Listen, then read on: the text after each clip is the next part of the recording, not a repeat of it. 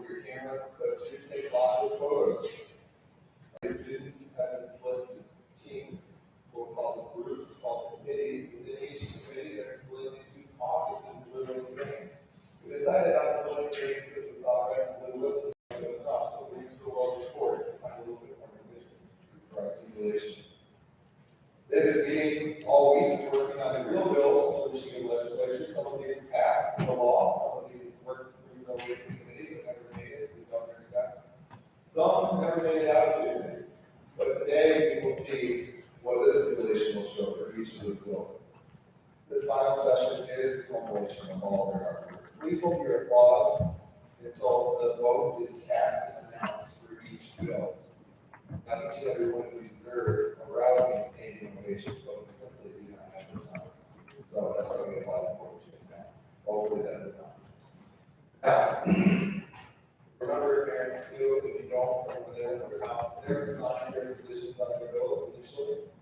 Now, Senate is a little bit different with the amendments, the structure that we have, so they are working hard to fight for the position that their caucus is taking. If that's something in that position, you think, oh, that's interesting. I wonder what they were taught this week. Remember that they're assigned their positions at the beginning of the week, and then the caucus they decide collectively how to move forward. So they're working as a team, in more of a debate role where they are assigned positions and they work through that process. House members, you are the judges today. These folks, these senators have worked hard, they deserve your attention, and they deserve your vote one way or another. Make them work for it though, all right? Remember to address the person here during our Senate session. It will be the president of the Senate, Mr. or Madam President. House members will be speaker when your session comes. Go to the nearest microphone when you are called to speak. The nearest microphone with a red ring on it. Those are the ones that are live, those are the ones that are mixed. And your speeches will be mixed. If you go, the microphones that are on, right? Adjusting the microphone is necessary, but do not touch the microphone. If you grab the podium, generally with 2 minutes, you can adjust it. As we just heard from the sergeant, I repeat it because it's important. The privilege to use this building and will respect the equipment in it. If your speech goes over time, or when the floor leader stands, recognize that that means that you will have 10 seconds left, senators, 10 seconds left. If you go over time, the track boards will open immediately. So beware. If we break any of the rules of debate that have been set, or go significantly over time and ignore the floor leader, the gavel comes off the meeting. Infinity on that level power, my friends. Beware. Beware. Remember to be ready. Remember, if there's things like the division of the Senate, raise your hand and be recognized for impromptu speech. You've been given all of these roles. Specific voting instructions. You can vote for what you personally agree with, or you can vote for the caucus and get the best presentation from the logical argument. Again, this is a judgment call, and they deserve your attention for your vote. You must vote for every bill and every amendment. There are 3 ways to vote, as always. Yes. If you look at the buttons on your desk, do not touch. If you look at the buttons on your desk, there's a green button, yes, the red button, there's a yellow button. For the third option, the color of habits. Attention. Now, honestly, it would be quite great to go as an abstention at times, but it is not to be abused. These people have worked hard for your votes. House members are looking at you specifically. The members of the communities that are navigating as well. Your colleagues have worked hard for your vote this week. Give them that reward. Okay, yes or no is ideal. If you cannot truly decide if abstentions are allowed, they're not recommended. And finally, of course, the most important commandment that we have here in society, thou shalt not be nervous. You have worked hard, you have earned this. This is not a performance, there was not a dress rehearsal. You've done the work. Because these aren't just scripts, these are real bills that deal with real problems that affect real people. And this week we've done the real work. All right, so I expect you to do great things as we begin this session this morning. With that, is that open the word?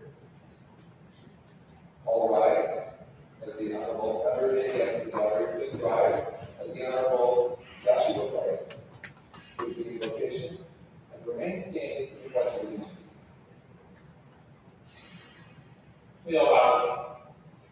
Lord God, I thank you for every member here. I thank you for the dedication that they've shown and the commitment that they've shown to their team.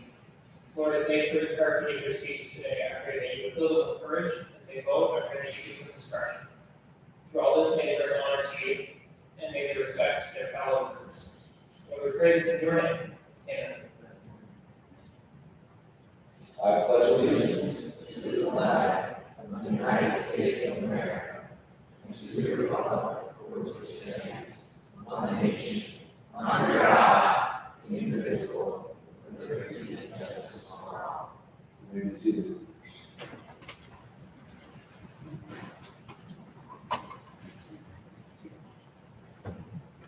Is there a motion on the floor? Madam President, I move that we take up item 1 on the calendar, HB 4181. Thank you.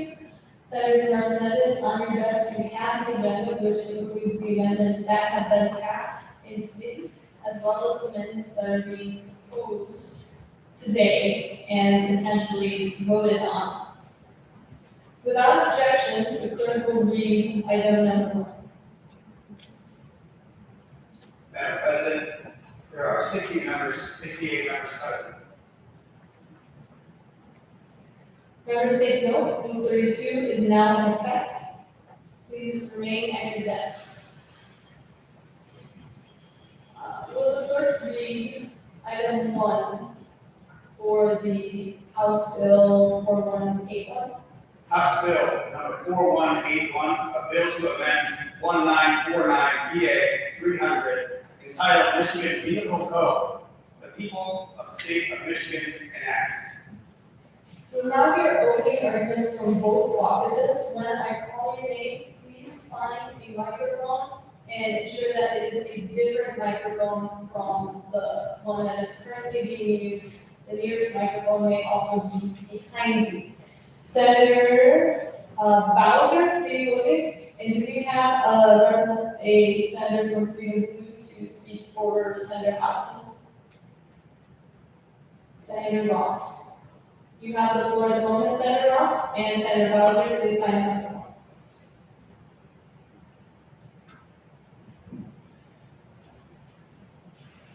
Senator Ross. Thank you, Madam President. I'm speaking on behalf of Senate Hobson. Kelsey was 17 years old. She was driving, talking on the phone with one of her best friends, when she decided to move past the car and swerve into it on oncoming traffic. She crashed and died immediately because of the lack of attention. This bill, ban minor cell phone use while driving, is referred to as Kelsey's Law. This was written to protect young adults and help them. We are all young adults here, and I felt it is important to share with you, all of us pursuing this bill does not mean we don't respect your voice. We respect you so much that we want to protect you and help you learn to make healthy habits and guide you to be more safe. Kelsey's mom gives this advice. Driving is a privilege that requires skill, judgment, practice, and responsibility. As a young driver, the focus needs to be on the road, not on the phone. No use the phone while driving is worth the potential consequences. Thank you. Thank you, Senator Ross. And from the opposing caucus, Senator Bowser, you have the floor. You may be seated. Thank you, Madam President. I oppose House Bill 4181. For one thing, it will be hard to enforce. Senator Bowser, would you adjust the mic without touching the microphone? Adjust the edge and pull it up a little bit higher, a little bit more than that, please. Excellent, thank you. I oppose House Bill 4181 because for one thing, it is hard to enforce. Only 1% of minors are being distracted from the phone and end up in the car.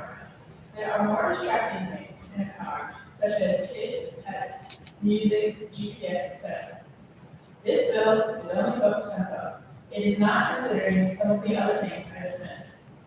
That sometimes some things can be more distracting, such as GPS, which can take away the focus on the road. Because of these points, I urge you to oppose House Bill 4181 the ban on firearms. Thank you. We will now hear arguments from both caucuses. As I call your name, please find a microphone and wait until your time to speak. Senators Sheen and Zimmerman. From the sponsoring caucus, Senator Sheen.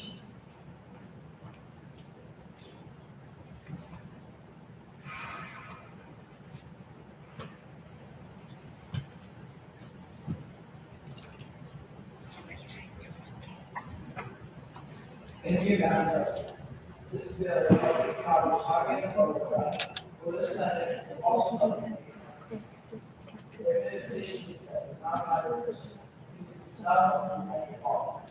for a traffic accident, not a serious road. For a situation which was a decision for the personal safety, in fact, report or perpetration of touching a criminal act against an individual or another person. For the NHTSA, which in 2012 and 2019, which 26,040 crashes involving traffic law. In 2017, there were 560 non-occupants, pedestrians, bicyclists, and others, those crashes involving traffic law. This bill will save lives. I wish to offer the amendment. An amendment has been offered for House Bill 4181. Senator Zimmerman, you may take a seat for the amendment by Senator Sheen. Senator, please explain this amendment.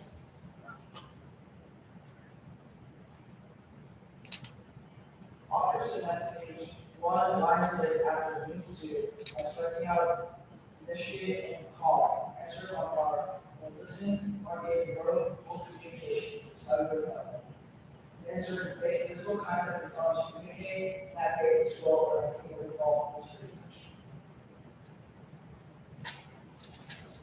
So what this amendment will do is a lot of that is that along with that, you can't use phone to calls, that aren't voice operated. You can't use on the navigate, scroll, or anything else involving material. All this stuff is listed as only a factor you are operating. This amendment is very conditional to spec. With this amendment, you still not only that use the non-operative call, you eliminate other main structures of this.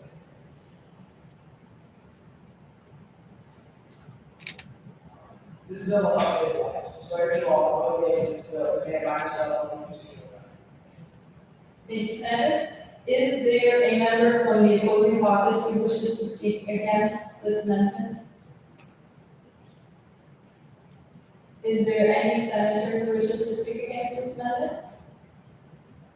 Okay. So what we are voting on, and House members, you all must vote for amendments as well as for the bill, is that amendments to the bill will be offered to insert language that says, to use means to make physical contact with a phone, communicate, navigate, scroll, or anything that would take momentary attention. So they're defining what it means to not be able to use a cell phone. All in favor of this amendment, please raise your hand and say aye. Please stand up for a moment. Thank you. All opposed to this amendment, please raise your hand and say nay. Okay. The amendment receiving a sufficient number of votes is adopted, and we will now proceed to hear opposing arguments from Senator Zimmerman. Would Senator Fisher please find the microphone?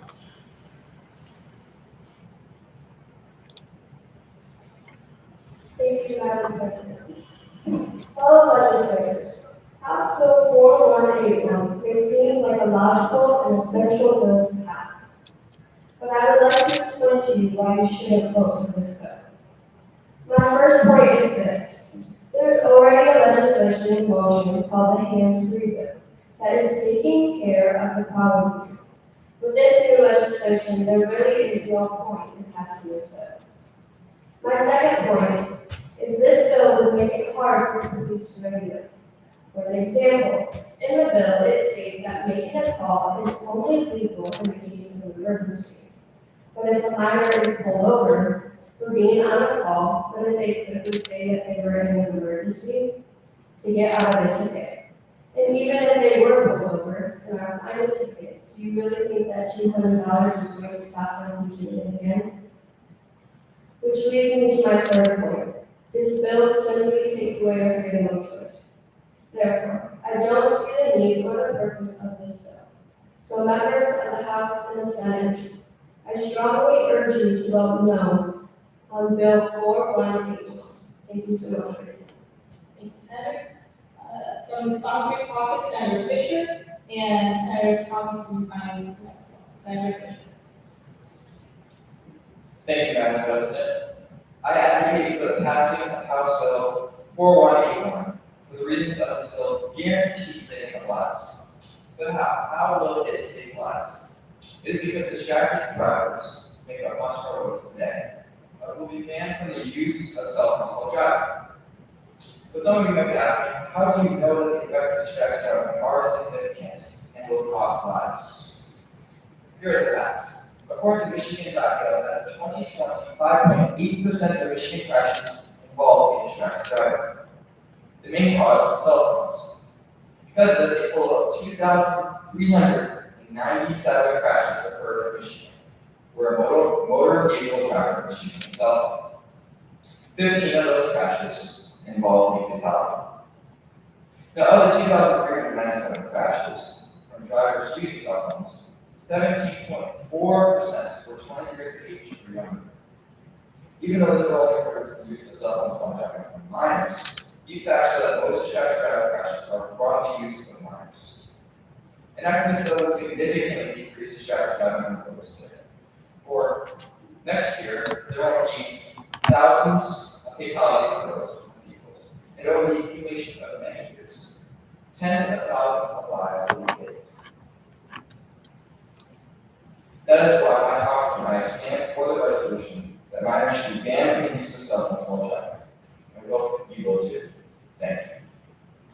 Thank you, Senator. Senator Thomas, you have the floor, followed by Senator Armstrong. Thank you, Madam President. I oppose Bill 4181, banning minor cell phone usage while driving. The reason for this is that the necessity for this bill is tremendously low.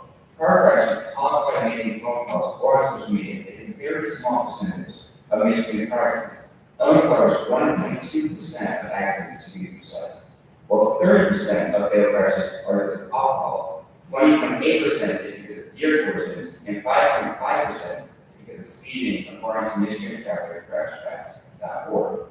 Furthermore, the most common reason for minors using fatal car accidents is speeding.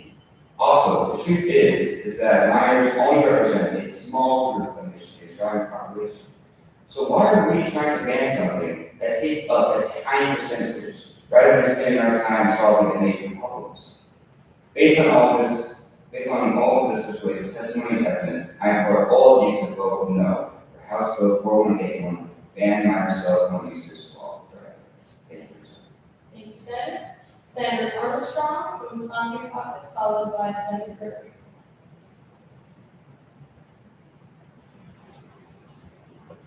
Thank you, guys. Which habits are harder to break? Good ones or bad ones? I think most people would agree that bad habits are harder to break than good ones. This is true for using a mobile device while driving. It's dangerous, especially for the drivers. By enforcing this bill, drivers under the age of 18 or who have only a level 1 or 2 license will be unable to access a cell phone while driving unless in an emergency situation. This will likely promote good habits for them in the future when they are a more experienced driver. As I said before, bad habits are harder to break than good ones. So to increase the amount of car accidents caused by distracted driving, good habits must start at a young age. And these good habits could save many lives. I urge everyone to vote yes on this necessary bill to ban minor cell phone usage while driving. Thank you. Thank you. From the opposing caucus, Senator Kirk. Thank you, Madam President. Allowing me to speak today, one of the main reasons I disagree with passing this bill is there's already bills that cover what this bill is trying to pass. When passing this bill, I don't think that the minors should use their cell phones, but there's already a bill that There are many other distractions other than using cell phones. Therefore, the arguments made to pass this bill does not make sense. This bill will be harshly regulated by police and is easily avoidable by driving. I would like to offer a minute. An amendment has been offered for House Bill 4181 by Senator Gregory. Please explain your amendment and why you propose it. The reason we present this amendment is because while in committee meetings, it was hard to find what a civil infraction was. What this does is it means any gray area that might be had in the bill. This will define civil infraction as a ticket that can be argued against in a court, that can be argued against in a court of law, or fine must pay for breaking the law, similar to a speeding ticket you get from the police. Vote no on to 4181 and Microsoft when we should law. Thank you, Senator. Is there a senator from the Freedom and Blue Caucus who wishes to speak against this amendment? Is there any senator who wishes to speak against this amendment? We will now vote on whether to include the language that defines civil infraction into the bill. All those in favor of passing this amendment, please raise your hand and say aye. And all those opposed, please raise your hand and say nay. The amendment receiving a sufficient number of votes is adopted, and we will now proceed to hear closing arguments from Senators Berry and Ross. From the opposing caucus, Senator Berry, you have the floor. Thank you, Madam President. Good morning, fellow senators and representatives. My name is Nathan Berry. I am in opposition to the possible law which will be banning minors from using their cell phones all around. House Bill 4181 is being brought up as I report a big issue. And I am not disregarding the fact that distracted driving is a problem among minors. However, we have much bigger issues at hand. In reality, the people that this bill affects cause only 1% of the total car crashes in Michigan. So why should we worry about this much smaller issue when we could be pouring our resources into the 99% of car crashes on us? I understand that a few lives could be saved with this bill. However, wouldn't we value a few hundred lives over a few? Another point I am obligated to bring up is that shouldn't we be letting the parents of the minors teach their children about distracted driving? We still need parents to do your job, parents and their children. And if this bill is to pass, then we would be taking the first step toward the eradication of parents' right to parenting as a whole. So, I implore my fellow senators and representatives, let's focus on the more important things and vote no on House Bill 4181. Thank you, Madam President. Thank you, Senator. And from the sponsor caucus, Senator Ross.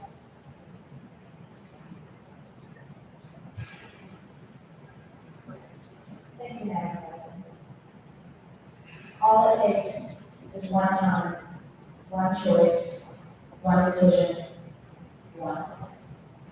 This bill does not only save lives, it creates these better one-time choices, decisions, and moments. Ladies and gentlemen, these teens are at risk of not only death, this bill projected, but also life-changing and traumatizing injuries. These teens are your neighbors, grandchildren, nieces, nephews, and even your very own children. As the Senate of Michigan, we know it's our duty and job to protect the lives of people in Michigan. We value your safety, and we feel this bill is the best way to fulfill that duty. The opposing caucus stated that driving minors should have freedom of choice. But should someone have freedom to risk others on roads without any penalty? The opposing caucus also is trying to tell you that just because the number of fatalities is smaller than others, that it doesn't matter. However, isn't just one life worth it? Isn't it better to sacrifice the 5-minute phone call for that life that lasts many, many years? Your time has expired. Thank you. Thank you. And remember, if your time has expired, you do have time to offer that last statement of asking for a vote. Is there a motion on the floor?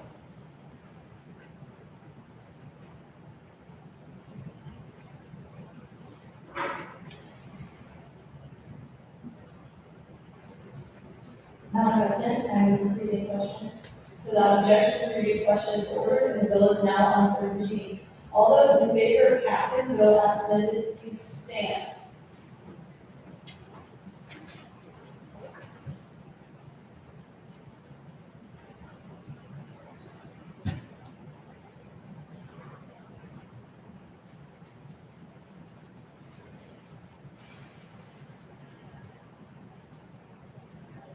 Senator Fair, when you vote yes, are you having your sister stand for you? Thank you.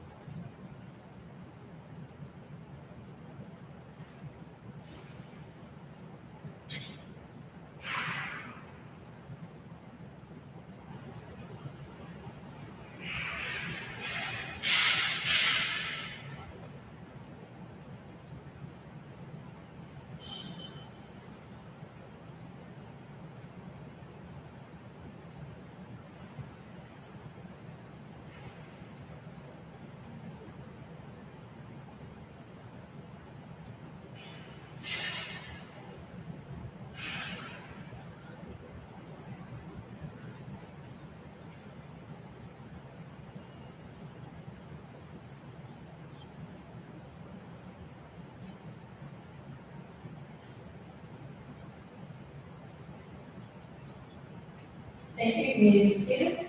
All those opposed to the bill, please stand. And while we are waiting, I will remind you that there are 68 members present. And so in order to pass anything, we need a majority, which is 50% plus 1. Can anyone tell me what number we're looking for in order to pass? 35 yes votes in order to pass.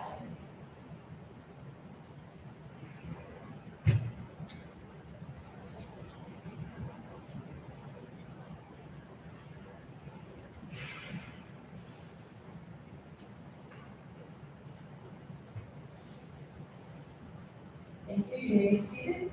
Are there any abstentions? Please stand.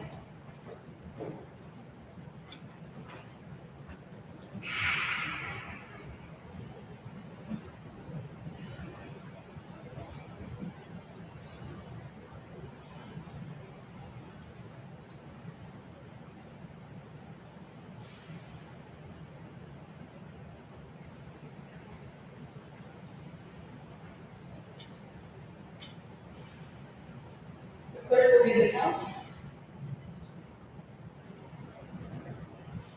Madam President, there are 30 yes votes and 35 no votes and 0 abstentions. The bill receiving an insufficient number of votes is not passed.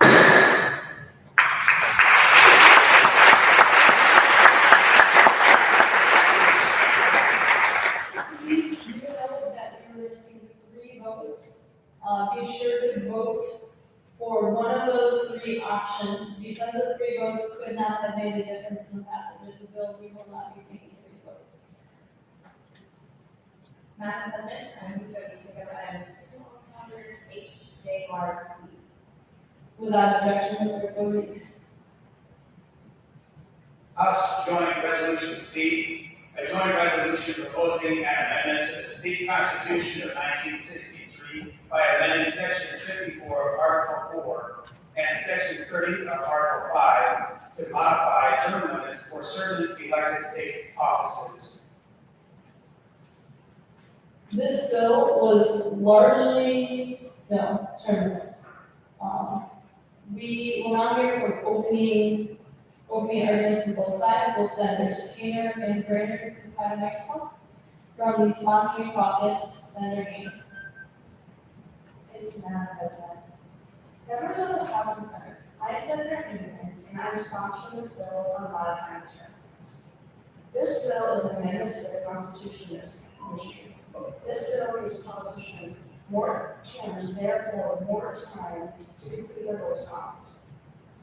For representatives, they would originally have 3 terms, but with this bill, they have 6 terms. Senators already have 3 terms, but with this bill, they have 4 terms. Same thing with governors, lieutenant governors, secretaries of state, and attorney generals. Some of these, over 30 states do not have any term limits whatsoever. Some of these states being Texas, Wisconsin, South Carolina, North Carolina, and Florida. This is why you should vote yes for this bill on modified term limits. Thank you. Thank you, Senator. Will Senator Kushida find microphone? Will now hear opening arguments from the opposing caucus by Senator Ritter.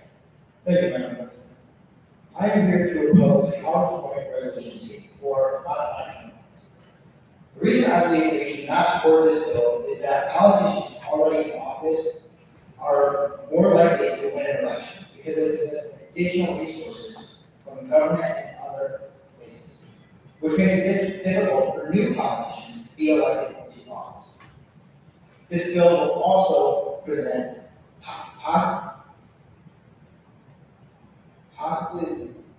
this will also present the opportunity for politicians to possibly live their life out in office. If someone runs for office in the representative, senate, and executive branches and wins, he could run for another 72 years. This also presents the possibility of corruption in politics. These reasons are why I should not go for the modified term limits or House Joint Resolution. Thank you. Senator Green, please find the microphone. We will now hear from the sponsoring caucus, Senator Kushida. Thank you, Madam President. Senators and representatives of the House, my name is Senator Kushida, and I strongly urge you all to support HJRC or modified term limit bill. What makes for a good politician parents? Most people contend that a good politician is efficient, productive, and proactive. This bill enacts these very qualities of a politician, allowing our esteemed political figures to stay in office longer.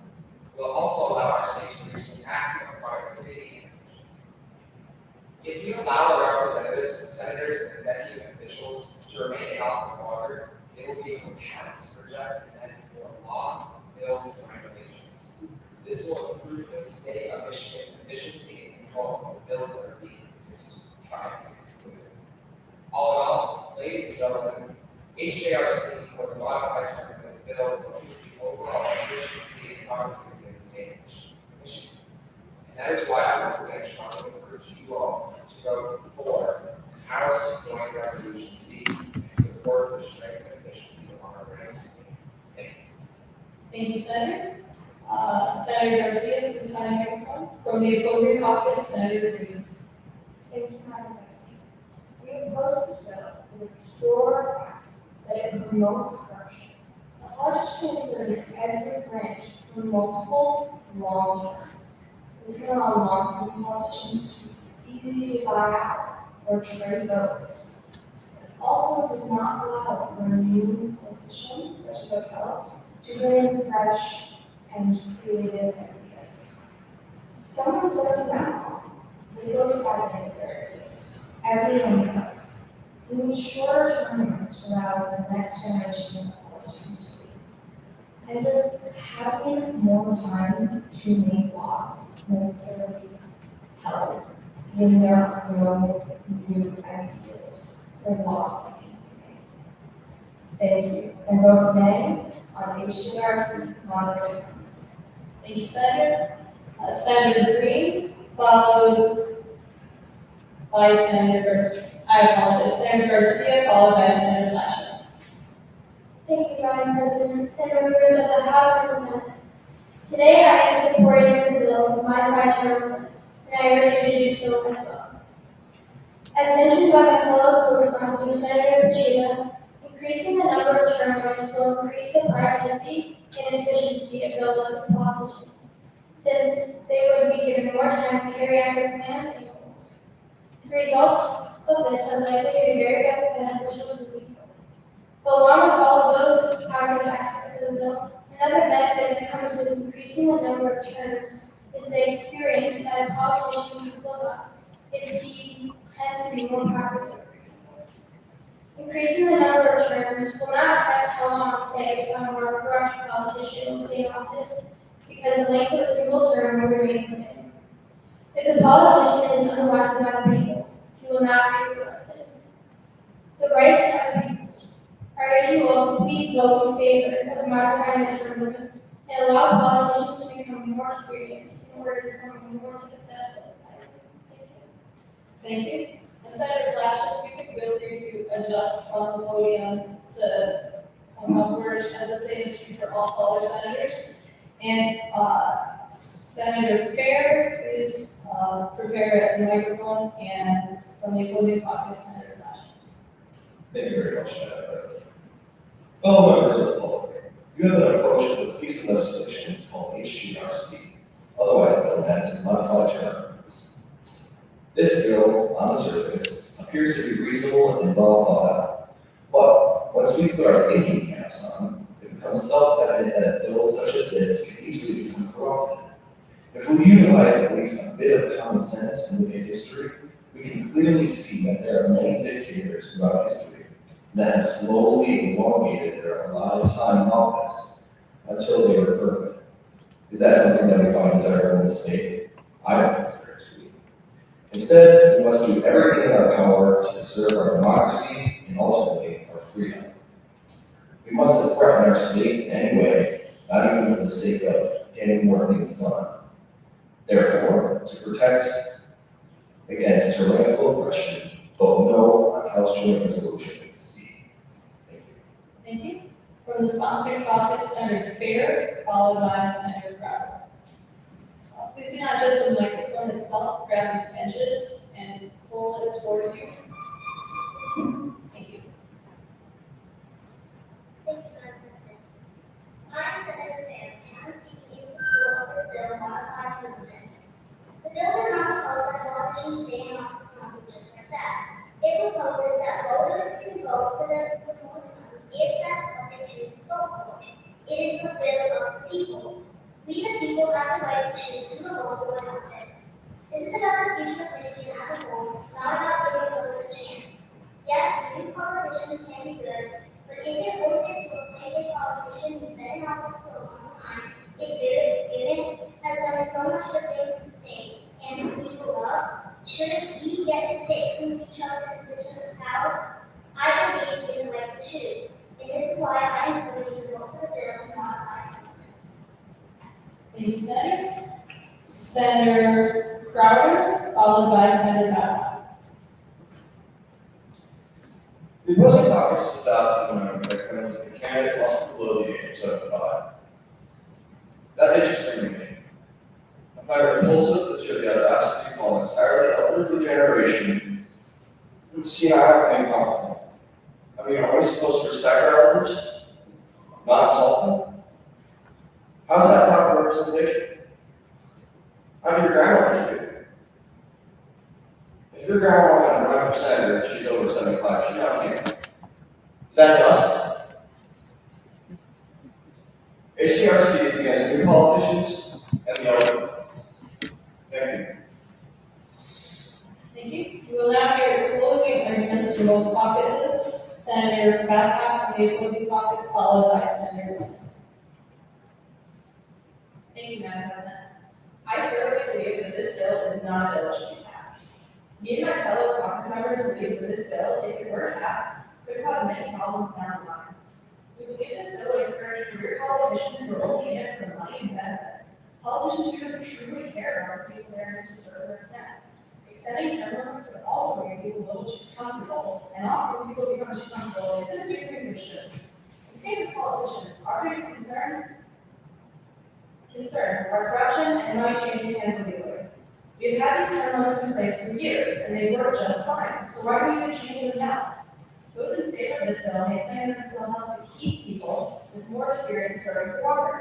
But if we don't allow space for new politicians, how is anyone going to gain experience? How are we to equip the next generation of legislators if we never allow them a chance to make it into office with these longer term limits? Adding on a few term limits may not seem like a big deal at first, but consider where this bill could lead us. If this still passes, we could at some point reach a day where we are debating whether or not to completely take away term limits. And I know we could need to explain why that has the potential to be terrible. So with all these things considered, I urge you all to vote no on this bill and help us keep career politicians out of office. Thank you. Thank you. And from the sponsoring caucus, Senator Lennon. Thank you, Madam President. I am Senator Lennon, and I support HJRC marijuana term limits. The other members of the Liberty Blue Caucus have given excellent reasons as to pass this bill, including giving voters more time to long-term plans, increasing the efficiency of the state, and others. I would like to ask a career politician, isn't politics a career? So I don't really see how that would actually work as a career politician. I, for one, as well as my colleagues in Liberty Blue, would like to keep politicians that we like for as long as we can have them in office. I urge all wonderful legislators to vote yes on this bill. Vote yes on House Resolution C, modified term limits. Thank you. Thank you.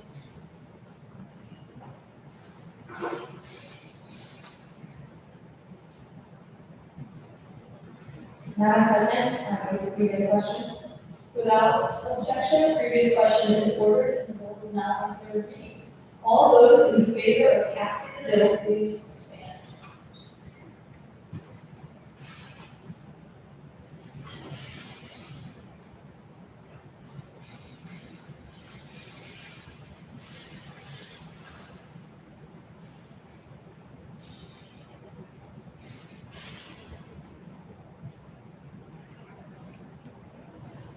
Thank you. You may be seated.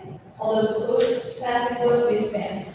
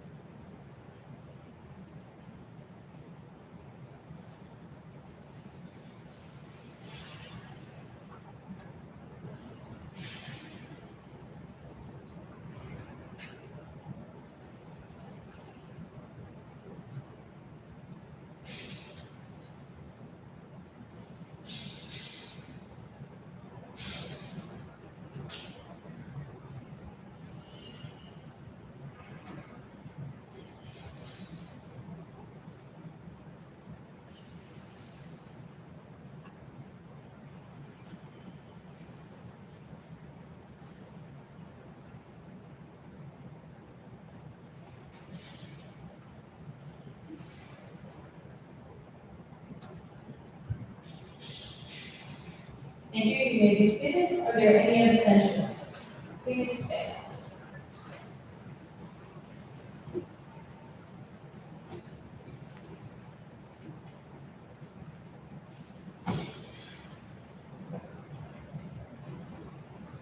Thank you. You may be seated. The clerk will give a count. Madam President, there are 13 yes votes, 53 no votes, and 2 abstentions. The bill receiving an insufficient number of votes is not passed.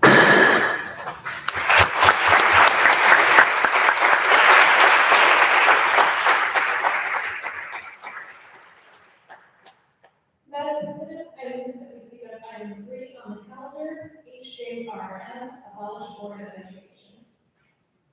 For this bill, please recognize that it was significantly amended in committee.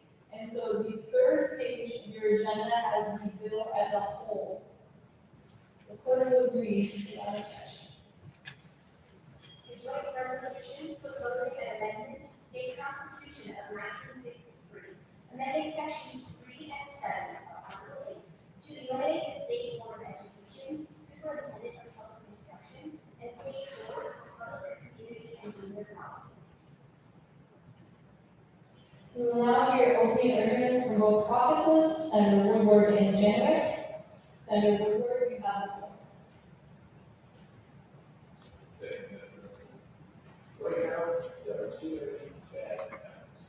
Here we say our board of education is working for us. The board structure itself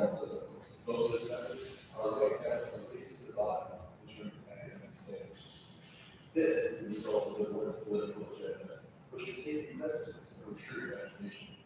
No one expresses this reality better than the voice of express herself.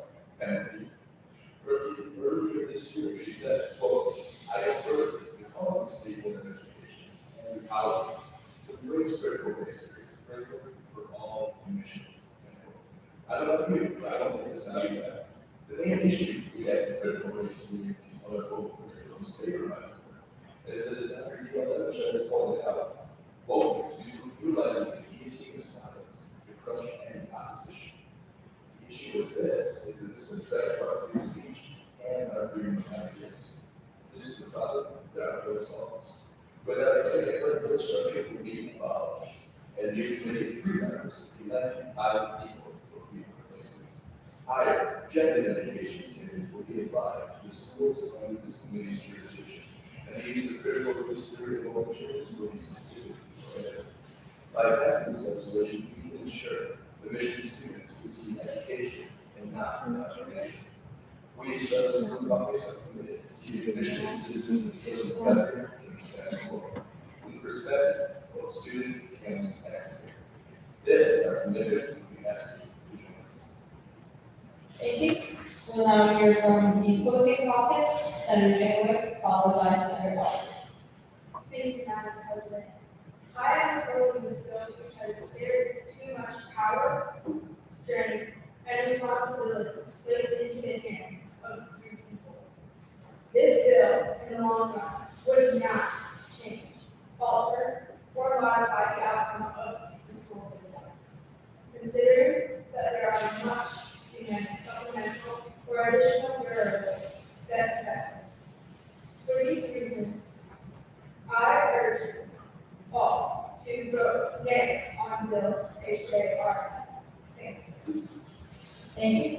From the sponsoring caucus, Senator Albert, followed by Senator Davis. Thank you, Madam President. Michigan Public Schools rank in the bottom percentile nationally, and we as a state have become more and more comfortable with mediocrity. I don't know about you decent ladies and gentlemen of Congress, but I would never accept being okay with the children of this great state with a so-so education. We are calling on you to take the first step in impacting the many generations in the future. As a caucus, we have modeled our proposal after the leading state in public education, Florida. Therefore, a better education equipped generation for our generations for the moment. So work for us. Thank you. Thank you. From the opposing caucus, Senator Taylor, followed by Senator Kennedy. Thank you, Madam President. I oppose this bill on a personal level. Don't get me wrong, I agree that something about the current system needs to change, and there are really countless necessary improvements in Michigan education. The only issue here is that the proposed bill doesn't solve any of the problems addressed by the supporting caucus.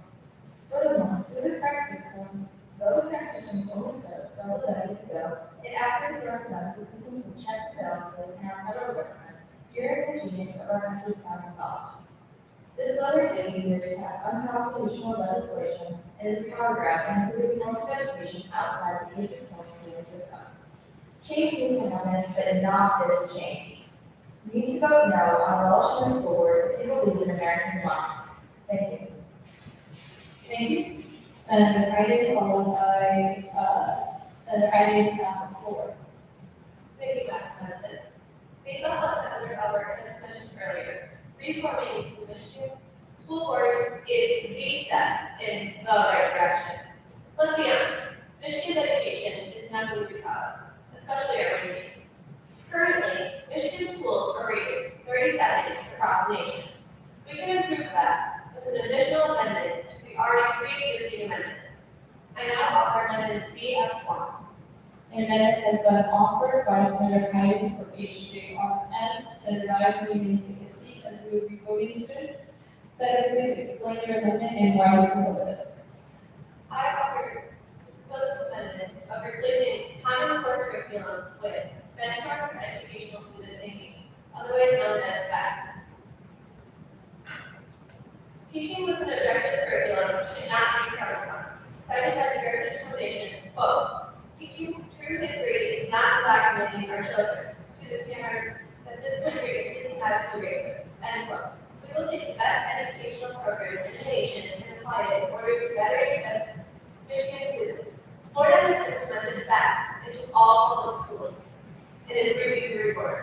by being the best state schooling program, leading our nation. Now, Florida has a revamped, reformed, and most importantly, a healthy schooling system for their aspiring youth. Michigan needs to follow pursuit. If we are voting members of our state, care about the futures of our children, which we all should. Again, I strongly urge you to vote yes, reforming Michigan Board of Education, if you live to see a positive change. Thank you, Senator. Does the opposing caucus wish to speak against this amendment? Does any senator wish to speak against this amendment? See no further debate, we will now vote on whether to adopt amendment BF1, which would replace Common Core state standards as the bar and insert benchmarks for excellent student set. All in favor of passing the amendment, please raise your hand and say aye. All opposed, please raise your hand and say nay. The amendment receiving a sufficient number of votes is passed. And we will proceed to hear from the opposing caucus, Senator Bynum, followed by Senator Archie. Thank you, Madam President.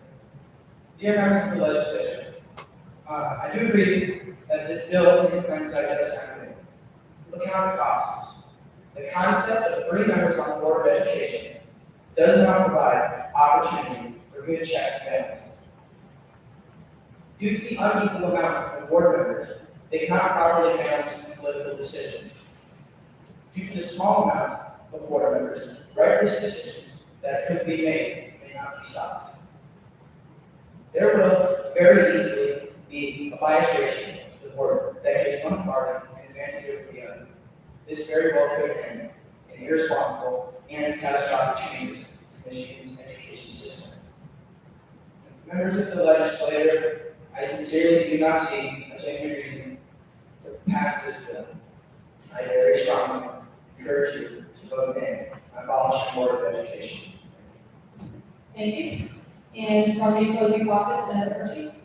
Thank you, Madam President. I implore members of the legislature to vote in opposition to this bill to protect future generations. You see, this bill bans all material that falls under the definition of woke or wokeness from many of our schools. The definition of woke, however, according to the source provided by the bill, is aware, especially of social problems such as racism and inequality. This is dangerous, as much of what we teach in schools can be considered to be aware, especially of social issues. For example, most of history is about social issues, meaning that under this bill, schools would no longer be able to teach about most of history. And history, if we do not learn from it, tends to repeat itself. By stopping our children from learning about the mistakes of our forefathers, we make it exponentially more likely that they will fall into the same mistakes our forefathers did. This bill is ridiculous. It silences the voices of the past and risks the futures of our children for the sake of combating a social fad. And so I implore you, members of the legislature, to vote nay on this bill to protect future generations. Thank you. Thank you, Senator.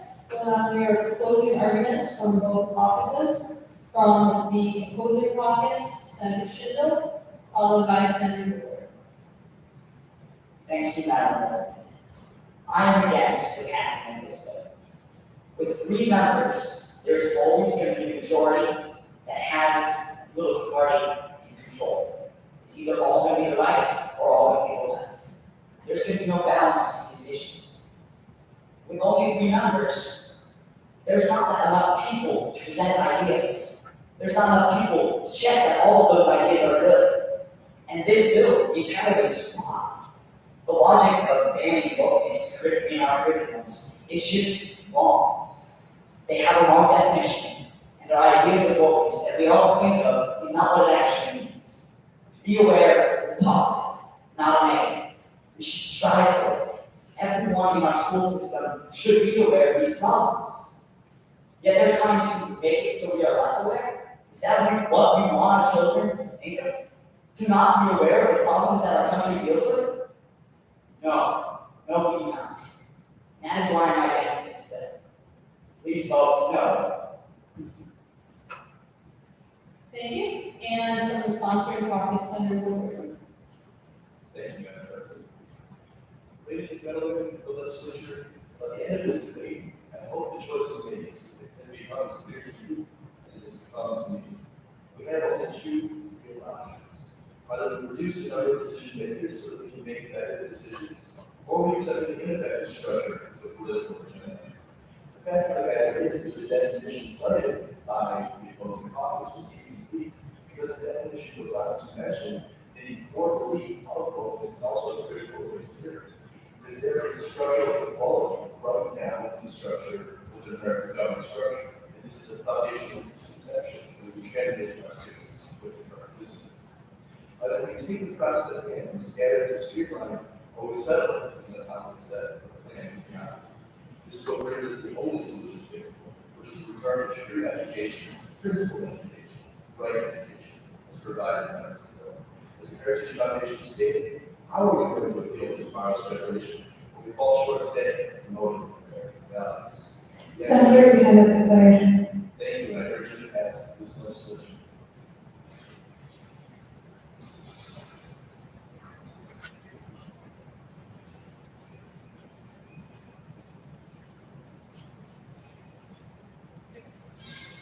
Madam President, with the previous question, without objection, the previous question is ordered and the bill is now on third reading. All those in favor of passing the bill as amended, please stand.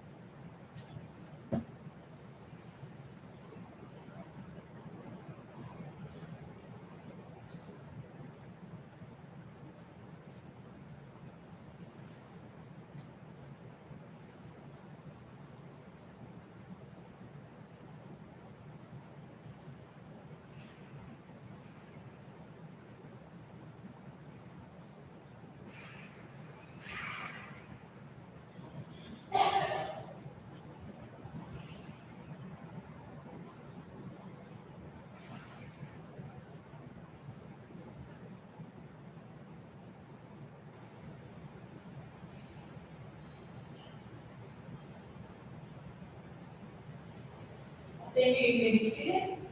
All those opposed to passing the bill, please stand.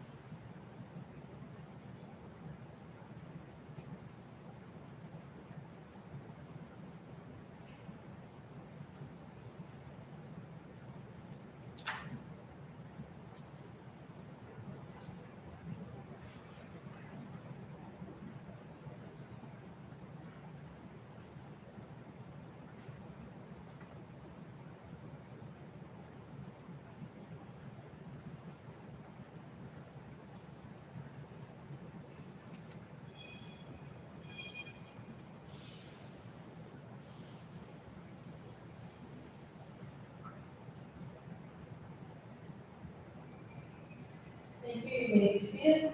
Any abstentions, please stand.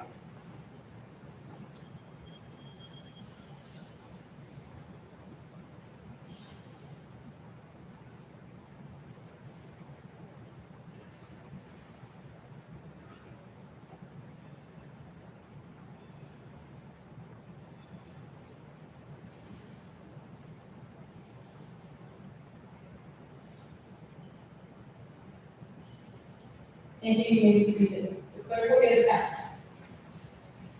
Madam President, there are 32 yes votes, 32 no votes, and 3 abstentions.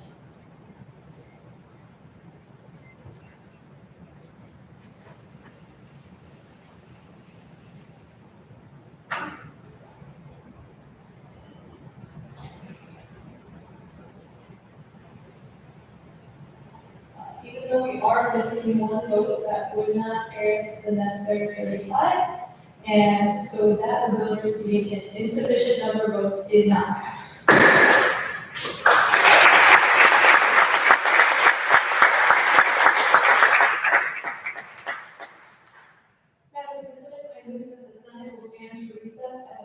adjourned.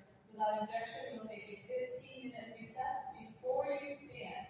Please remember that bathrooms and water are available in the cloakroom at the back. And senators, if you would make sure to be out here, take care of what you need to as soon as possible, so that when we start, you will be prepared to sit at your desks. Thank you.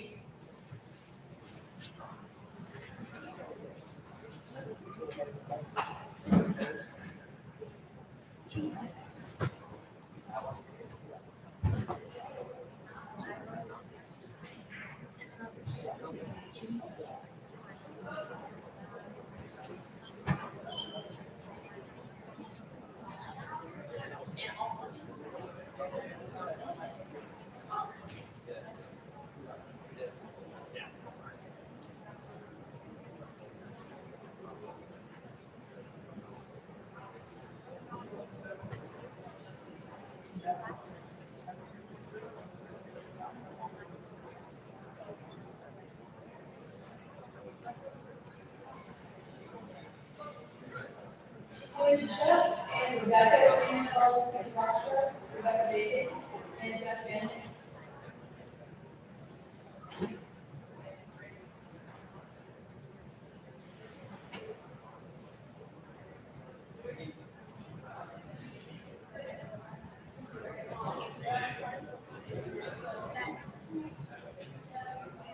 How's it going?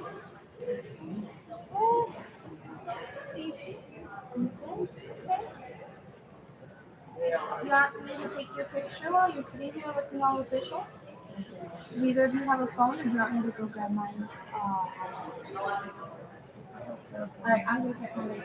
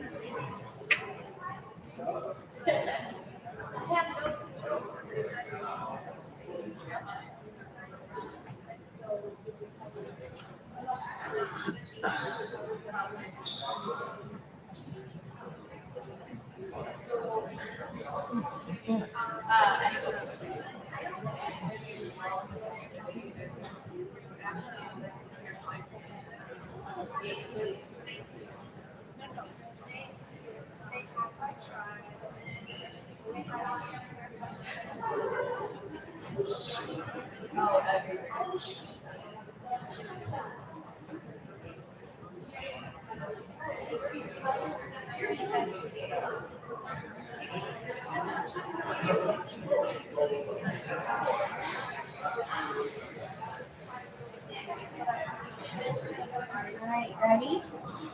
1, 2, 3. That's the light.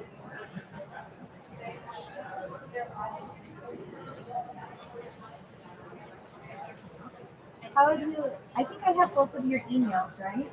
I think so. Yeah, so I'll email that to you.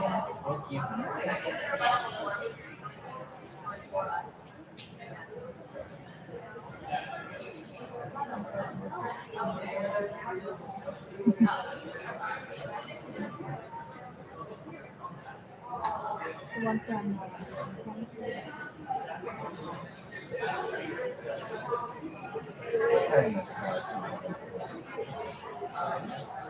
do I even have this last time? I'm not sure.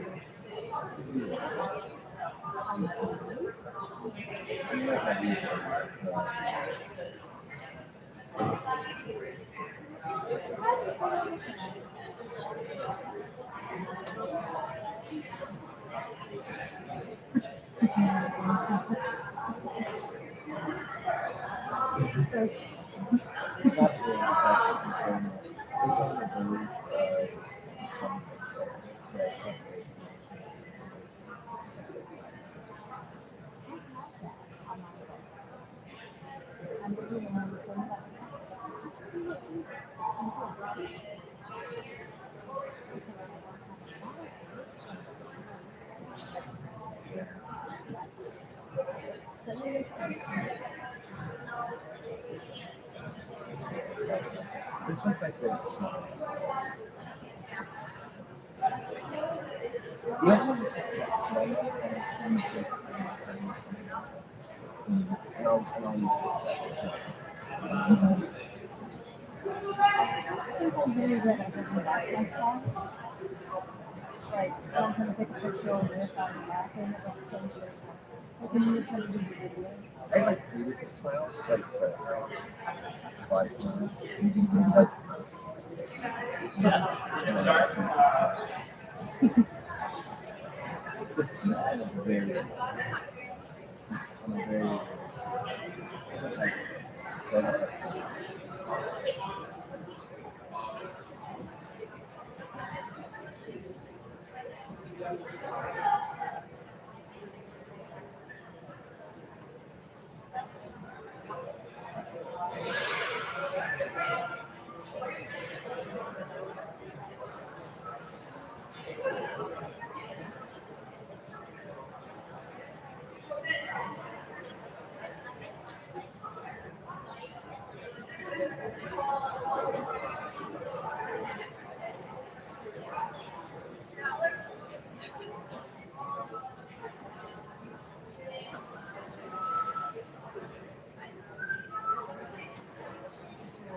Someone with some of these photos.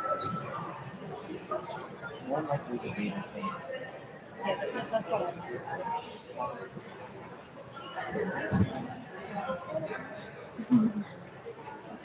If you ever come to like band camp, the tube was oftentimes like that. That's so cool. And the lower it goes, the cooler it is. Yes, I do.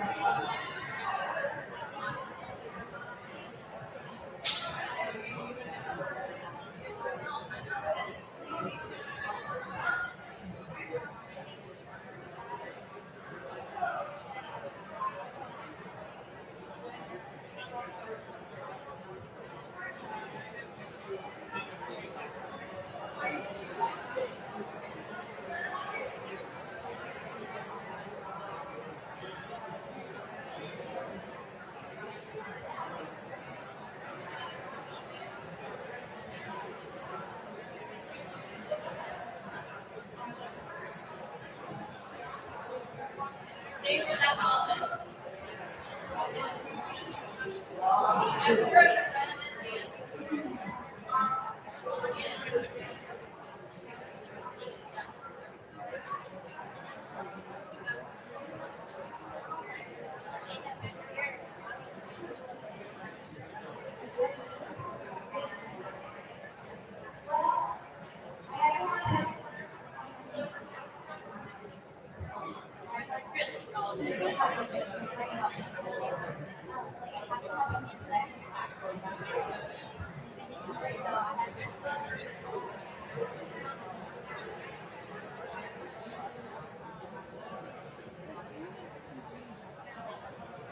Yes, I would say so. I've got We have 4 more minutes before we will, And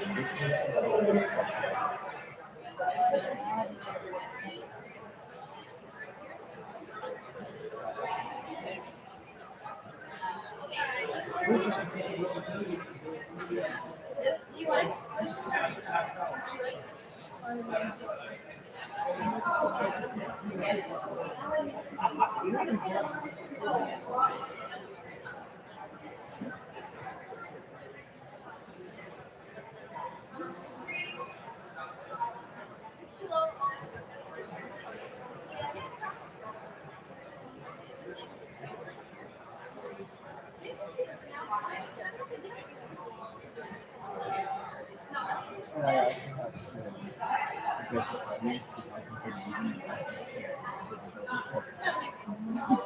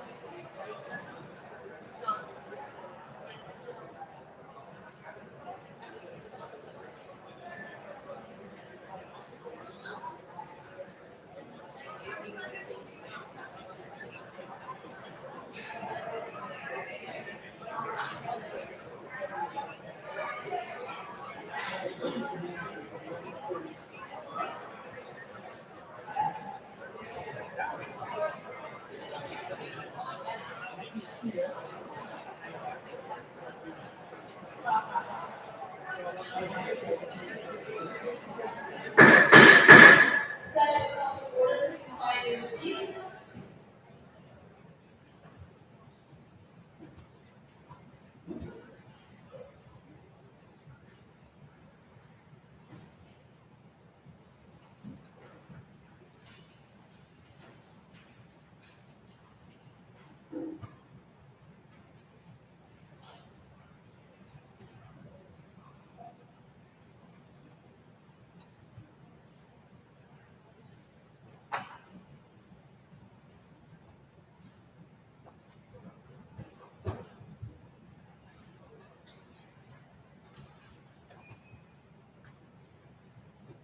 Is there a motion on the floor? Madam President, I move that we take up item 4 on the calendar, HB 4015, repeal ban on ticket scalping. Without objection, we will read. A bill to amend 1931 PA 328 entitled Michigan People Code, the People of the State of Michigan Act. We will now hear opening arguments from both caucuses. Senators Zimmerman and Chu. From the sponsor caucus, Senator Zimmerman, you have the floor. Thank you, Madam President. Members of the House and Senate, I'm Senator Olivia Zimmerman from Freedom Group, and I'd like to present the floor with House Bill 4015, repeal ban on ticket scalping. First, I'd like to give you all a good definition and explanation of what ticket scalping is. There is a current law that states that it is illegal to resell your purchased tickets from any athletic stadium, theater, circus, or any public entertainment or amusement. What does this mean? It means that even though you have purchased your rightfully owned ticket, you still don't have complete and full ownership over your property, which is violating our freedom of choice. House Bill 4015 would allow customers to have full ownership over their purchased property. Our main goal by passing this bill is to make it more available and affordable for the common customer. Thank you all for your time, and I urge you to vote yes for House Bill 4015. Thank you. From the opposing caucus, Senator Chee, followed by Senator Boswell. Thank you, Madam President. That you are your story. And you really want to progress they have. You want to see another. You had a story over the property, you realize it's not possible. We shut it down, and sometimes we can take it before we can shut it down.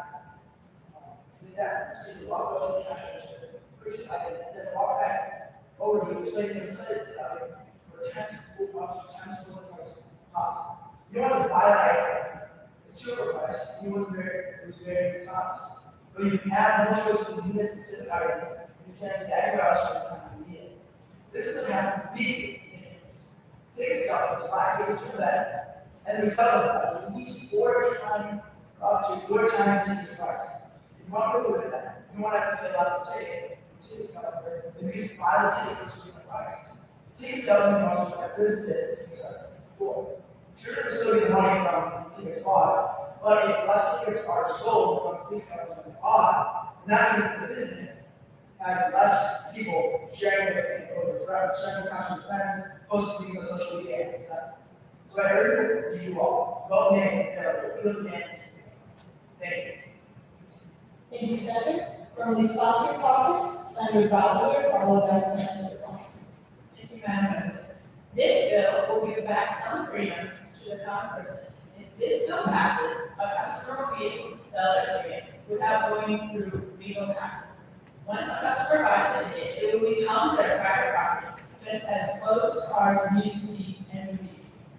Americans have a long history of buying and selling their own private property. People will be more comfortable buying a ticket if they know they can resell it. If their plans change or if they become safe. I urge you to pass this bill to keep America's market free. Vote yes on House Bill 415. Thank you. Senator Ross, from the opposing caucus, followed by Senator Burke. Thank you, Madam President. Ladies and gentlemen, you may be thinking right now, when I buy a ticket, the ticket becomes my property. Therefore, it is mine to sell. However, I'm going to argue otherwise. When you purchase a ticket from a venue, you do not pay money for the physical ticket. You pay to get the venue's property or an event. When you bought the ticket, you also agreed to abide by all the venue's policies. Therefore, you cannot sell your agreement to follow those policies to someone else. Yes, the physical ticket is your property to obtain. However, the ticket is proof of you agreeing to the policies and you acknowledging that you will be present for whatever event you will be attending. To make this a little less complicated, think about the ticket as you renting a piece of property temporarily for an event. You've agreed to abide by all the rules, and you also have possession of a specific seat for a certain amount of time. The ticket you purchase is merely just a symbol you agree to rent that certain area of the event, which means it is not your right to sell the ticket individually. And for these reasons, I urge you to vote for Bill 4015 repeal on ticket scalping. Thank you.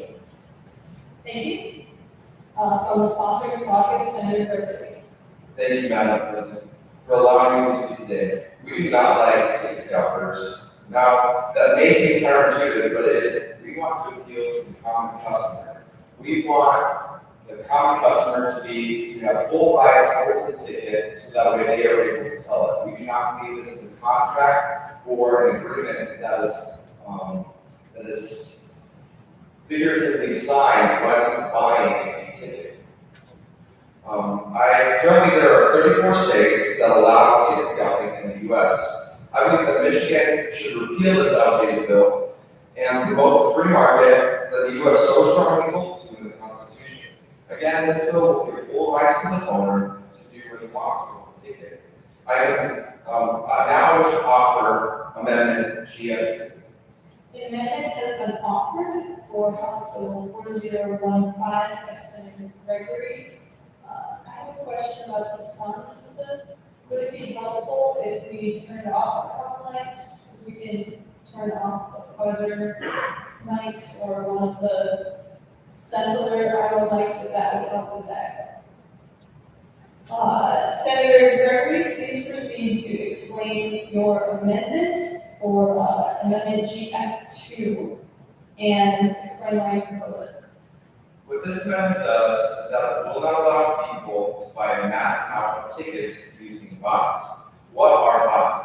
Bots are devices that are programmed to constantly stay on the website and buy tickets without the owner of the bot being present. This will help in preventing people from creating businesses or agencies by selling tickets. This will help keep prices in the market from going up so the common customer can buy tickets. You might be asking, why put this amendment in place when we want people to sell their tickets? We are not trying to get people to exploit the system, as some may say, but so the common customer can sell their ticket without taking legal action. Anyone who uses a bot or tries to make a business by ticket scalping will be punished by a 100-day fine or 150% of the money they made while selling the tickets. I am in support of the bill HB 4015 to repeal the ban on ticket scalping. Thank you. Is there any senator from the Blue Caucus who wishes to speak against this amendment? Is there any senator who wishes to speak against this amendment outside of the open debate? Seeing no debate, we will now vote on whether to adopt this amendment, which would make it unlawful for a person to circumvent or go around a security measure, access control system, or other technological control or measure on an internet website or online service that is used by the ticket issuer to enforce purchasing ticket limits. And so you could not work around a website or venues limits on how many tickets you can buy by using by circumventing those measures. All in favor of passing this amendment, please raise your hand and say aye. All opposed, please raise your hand and say nay. The amendment receiving a sufficient number of votes is passed. And we will now proceed to hear from the opposing caucus, Senator Armstrong, followed by Senator Berry.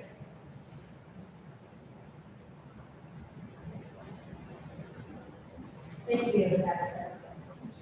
Ticket scalping is a huge problem, and one reason why is because it is unfair. It is unfair for people who wish to attend a concert or any other kind of public entertainment but cannot because of the high prices of their ticket. Once a ticket scalper has scooped up the last few tickets and is trying to sell them for an extremely high price, only buyers who can afford those new ticket prices can attend the event. If this bill is passed, many people will not be able to enjoy these experiences of going to an event because they might not be able to afford the tickets that are being sold. Just imagine trying to attend a concert that has been overrun by many other ticket scalpers. Trying to find an affordable ticket would be nearly impossible. So I urge you to vote no on this unreasonable bill and stop ticket scalping. Thank you. Thank you, Senator. From the sponsoring caucus, Senator Berry, followed by Senator Fisher. Thank you, Madam President. I would like to bring something to the attention of, has anybody heard of eBay?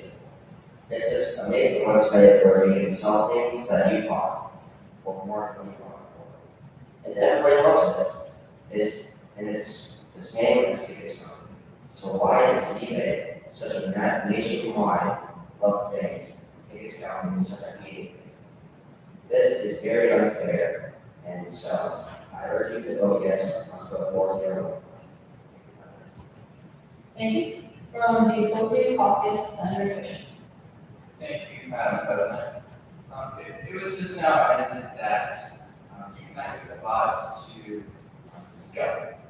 Now, in this amendment, they post this, but there's really no explanation as to why, how you will be able to track and know that a bot is skeleton.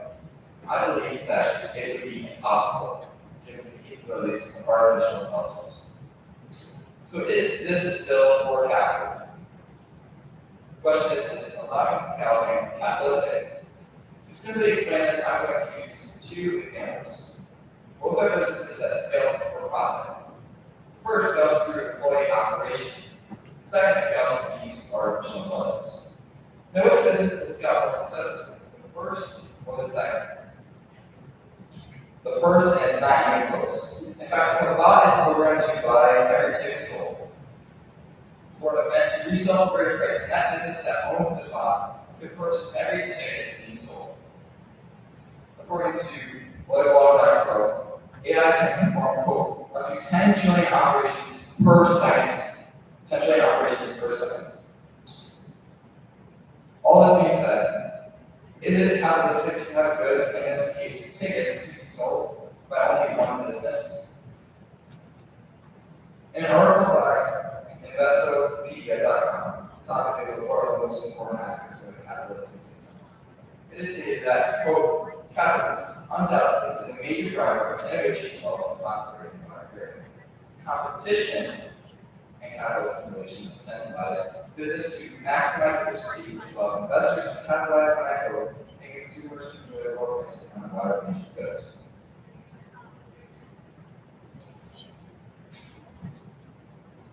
So the question is this, stopping support capitalism.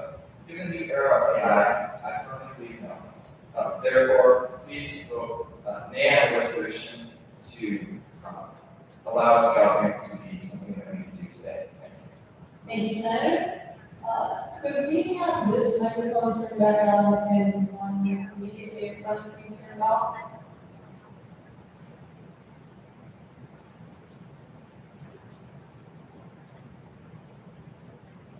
Megan? Floor leader, for the time being, please use that microphone until we are able to turn that back on.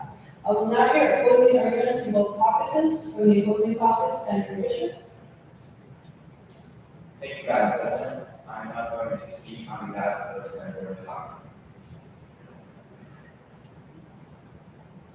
It was stated that ticket scouting can be compared to lines on eBay. Now, this might sound true at first. They are completely different, and this is why. As Senator Ross explained, ticket scouting, you're buying a ticket, which is really you're buying an event. Now, buying things on eBay, that is a physical tangible thing, while a ticket is really an experience that you're buying. You're really renting a seat for an event, and therefore it's not something that you can actually do at home and have a copy over it and sell it whenever you want. It was also stated that when you buy a ticket, you have to follow the company's policies, and they said you don't have to, since the ticket is yours, which I don't see how that relates to events at all. So really, this, as this bill comes down to, really, is it fair and should be allowed? We believe that, my colleagues believe that this is not fair, given that you tend to not want this, it can be abused, and these are some of the reasons that we have presented. In conclusion, we urge you to vote nay for the bill 4015 to repeal ban on ticket scalping. Thank you. Thank you. From the sponsoring caucus, Senator Thomas. Senator Thomas, for the time being, the floor leader will be using that because he's the one behind you. Thank you. Thank you, Madam President. I support House Bill 4015, repeal the ban on ticket scalping, because it will give the right of ownership back to the people purchasing tickets. And Anytime the government steps in and removes our ability to make our own market decisions, it has many lasting consequences for the free market and supply and demand. The simple truth is that if the tickets that are being sold are too expensive, people will simply not buy them. Also, placing a ban on ticket selling is an infringement on our constitutional rights, as was previously mentioned. The Fifth Amendment has a specific requirement that the federal government not deprive individuals of, quote, life, liberty, or property, end quote. By purchasing a ticket, you are obtaining the ticket in exchange for convenience, making it your property, therefore stopping the federal government from stepping between you and reselling the tickets. Not only that, but our main goal is to place the right elections in the hands of the people.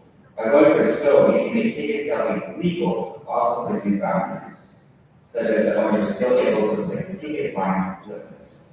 The goal isn't for people to break thousands of dollars from jacking up the price of the baseball game. We simply want people to do what they want with their own property. Based on those items, I urge you all to vote yes for House Bill 4015, deal with ban on tickets.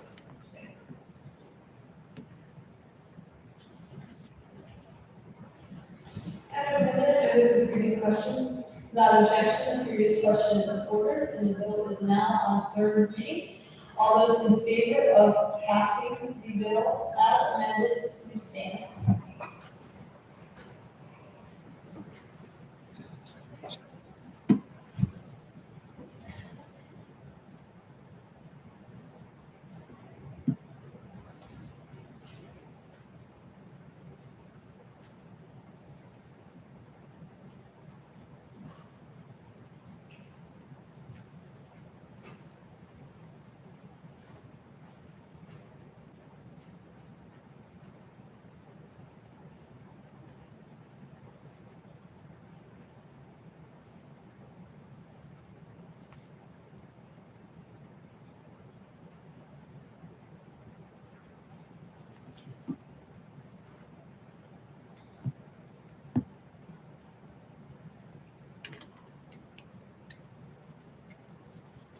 Thank you. You may be seated. All those opposed to the bill, please stand.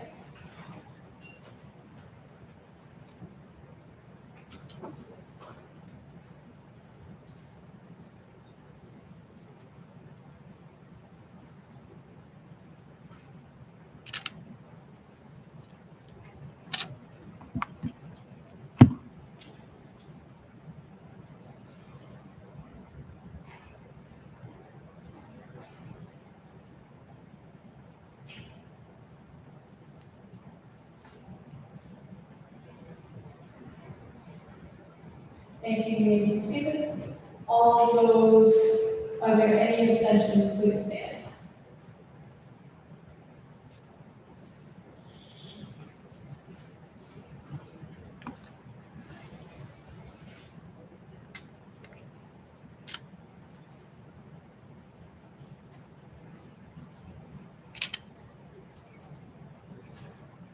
Thank you. You may be seated. The clerk will read the count. Madam President, there are 46 yes votes, 20 no votes, and 2 abstentions. The bill receiving a sufficient number of votes is passed.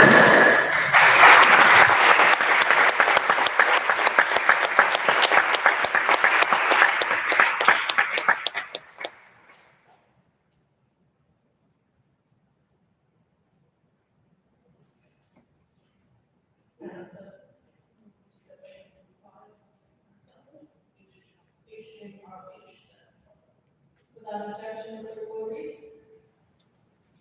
House Joint Resolution H, a joint resolution proposing an amendment to the state constitution of 1963 by amending section 46 of Article 4 to provide for the death penalty in certain circumstances.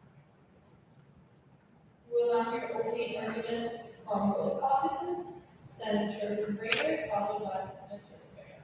And Senator Brainerd, would you be able to use in a different microphone so that we can prepare that microphone while you're speaking?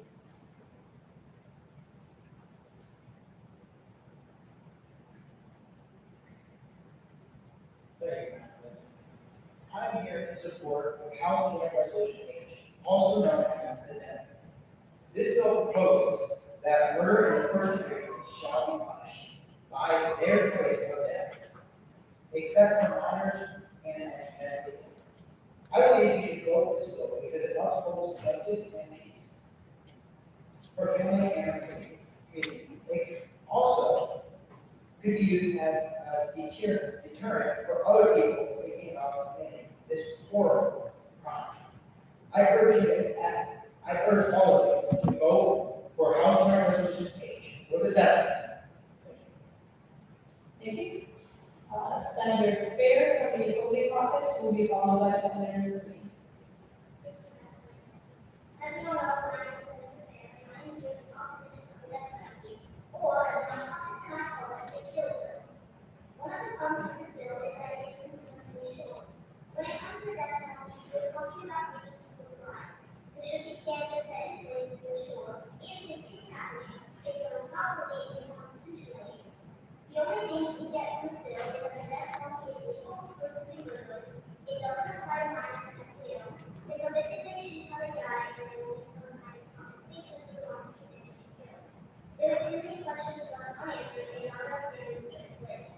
This bill needs to include how the death penalty will be served and what insurance and other conditions have this will be done right. Even if all this was solved, there are still problems with making the death penalty legal. I have two reasons for this. One is hypocritical. The government wants to steal from people as punishment for stealing from people. On top of that, how is it any different from someone totally killing someone because they love them? That person would be arrested and confined for murder. That's why this is hypocritical. The second reason is two wrongs do not make a right. If a person blasphemies, I must stop that. That is why you should help us kill people. Thank you. From the sponsoring caucus, Senator Green, followed by Senator Green. Thank you, Madam President. We support the energy that's hard to say. How do you walk? This would come out first to make them small. They have used to kill by This does not mean that the victims of us would then go out and kill the murderer. This is different. We heard from David Lobbies, and one of the comments was that there needs to be a harsher punishment for first-degree murderers. But what is a harsher punishment for murder first degree? Life without parole, where they live their lives, and and although they may have their time. Thank you, and please vote yes on bill HJRH. Thank you. From the opposing caucus, Senator Peter, followed by Senator Flashes. Thank you, Madam President. Members of the House and Senate, this bill is not only a horrible form of punishment, it is also dangerous to taxpayer dollars. The Department of Justice states that the most common way to execute someone on death row is through lethal injection, with 54% of these being killed that way. It also states that lethal injection can be $1 to $3 million per injection. That is much different than an average of $740,000 that it keeps someone on average in prison for life. The injection may not even work on the first try. They will have to be injected more times and have more poison put into them. Therefore, they will do more pain. This situation has happened to over 7 out of 100 people who need to inject on death row. The Constitution states that there shall be no cruel or unusual punishments. This punishment is clearly cruel. This bill is the first step towards torturing people and returning taxpayer dollars. That's why you should vote no on the death penalty. Thank you. Thank you. From the sponsoring caucus, Senator Flashes, followed by Senator Kishida. It's great, we appreciate it, Madam President. I stand before you all today to speak on behalf of HJRH, or the death penalty. The purpose of this bill is to provide a suitable punishment for those who have committed one of the most despicable crimes that an American citizen can execute upon a fellow civilian. Its purpose is to lay down new fundamentals of punishment in an effort to establish a more peaceful and righteous society. so wants you to believe is that the purpose of this bill is to implement to our state an unreasonable amendment that supposedly sanctions an immoral spirit to infiltrate our judicial system. Although seemingly unworldly, this is what the opposing caucus's stance can be broken down to.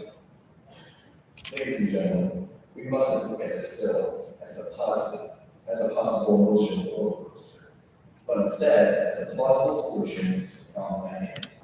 The problem, justice isn't being served properly. There are cold-blooded criminals enjoying 3 free meals a day, leisure time, and your tax money, satisfied by the fact that they can murder innocent, loyal members of our great society. And now they're placed into free housing due to their crimes against the populace.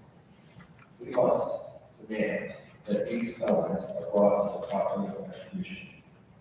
For the sake of corrected justice, vote yea on House Joint Resolution H. Thank you. Senator Judy, you may adjust the microphone from the stand so that it's pointing upward, and you do not have to put down. Senator Chu from the Building Caucus, followed by Senator Crowder. Thank you, Madam President. Senators and representatives of the House, my name is Senator Chuda, and I urge you all to vote against HJRH, Board of Children. Justice. One of the greatest aspects of not just democracy, but of this great state and country. However, the death penalty restricts the state from its great aspects.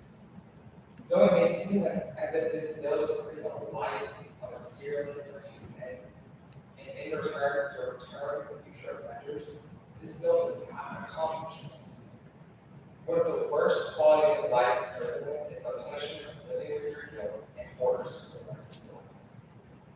Rather than simply ending the life of a convicted, the real punishment is not the life imprisonment without parole. To prove this, it is a sad but true reality that many first-degree murderers and mass killers commit suicide due to their fear of life in prison and a life full of guilt. According to the FBI, 40% of these serial killers and mass killers kill themselves. As you can see, ladies and gentlemen, this bill does not deter future crime offenders and does not enable justice to be served. Therefore, I plead with you all to vote against the bill HJRH and to save human lives and to save all cases. Thank you. Thank you, Senator. From the sponsoring caucus, Senator Crowder, followed by Senator Garcia. My fellow senators and representatives, I would like to recognize that there needs to be a critical change to happen. There is a virtually known with minimal repercussions. As Senator Clashman's claim, cold-blooded criminals are enjoying 3 meals a day, leisure time, and taxpayer payments. They kill someone, usually in cruel and unusual ways. So what makes it okay? What makes it so that they should walk and read and write something? It took those very things away from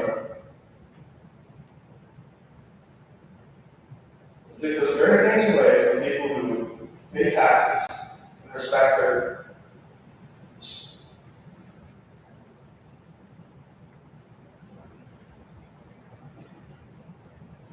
superiority.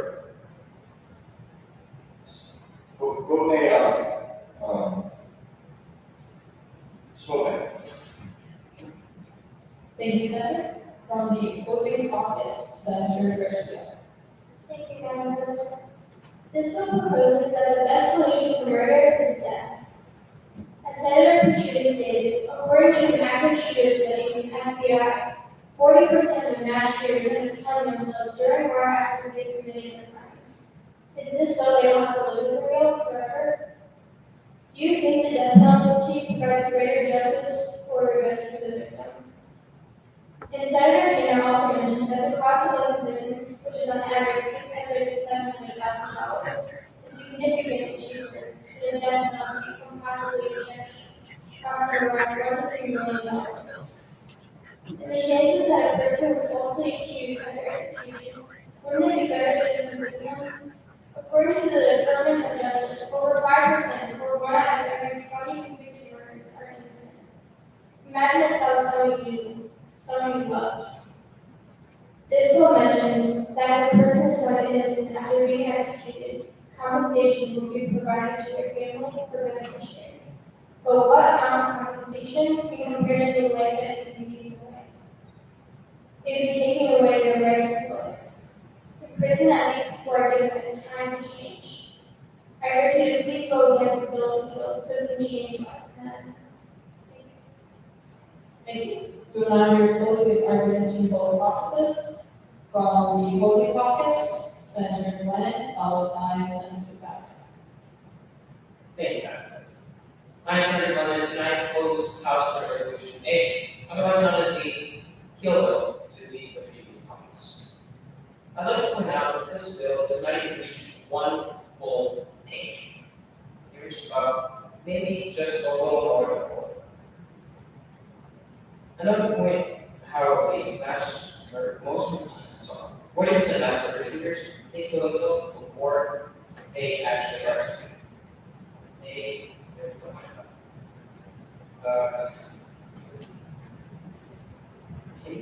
Would you rather spend more money on killing someone, or would you rather save money by actions? In light of all this, I'd like to encourage all my esteemed legislators to do away with this unworthy piece of legislation. Although while I am opposed to killing people, I urge you all to kill. Thank you. And from the sponsoring caucus, Senator Bowden. Thank you, Madam President. To summarize what the other members of the agreement already stated, we believe this bill must be passed to truly achieve justice for both victims of first-degree murder and the families of these victims. Think for one moment about when you would feel someone you loved was murdered. Would you want justice to be served? Would you not feel safer knowing the person who committed this terrible crime can never anyone ever again? Some people believe that the death penalty is too extreme.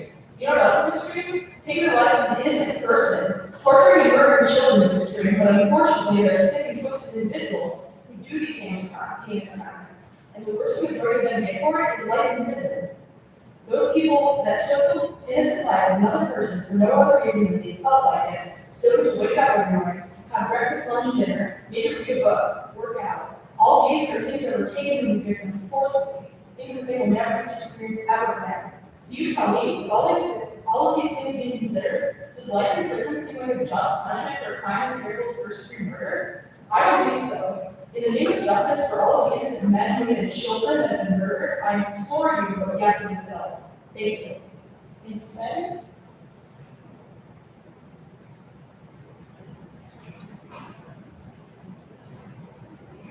President. Without objection, the previous question is ordered and the bill is now on third reading. All those in favor of passing the bill, please stand.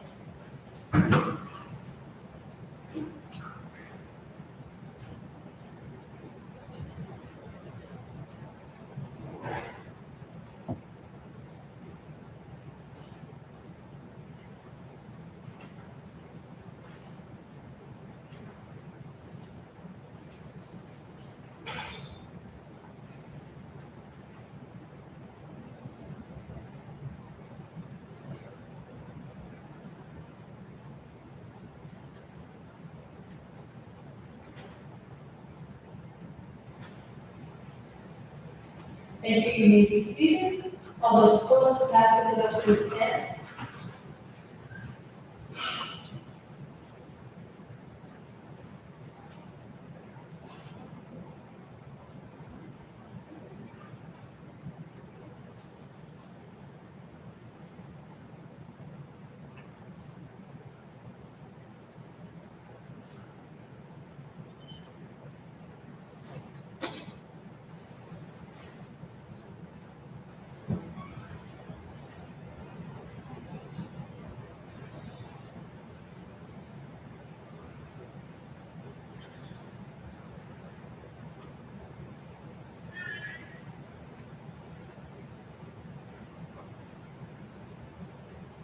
Thank you. You may be seated. Are there any abstentions? Please stand.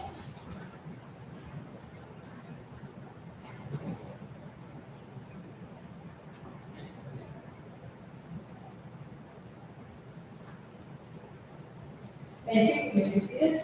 The clerk will give the count. Madam President, there are 38 yes votes, 28 no votes, and 1 abstention. The bill receiving a sufficient number of votes passes.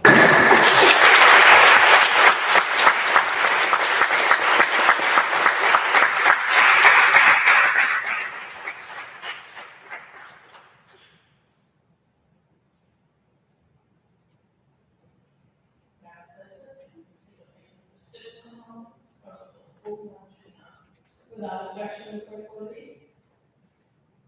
House Bill number 4129, a bill to amend 1953 PA 232 entitled Corrections Code of 1953, the people of the state of Michigan enact.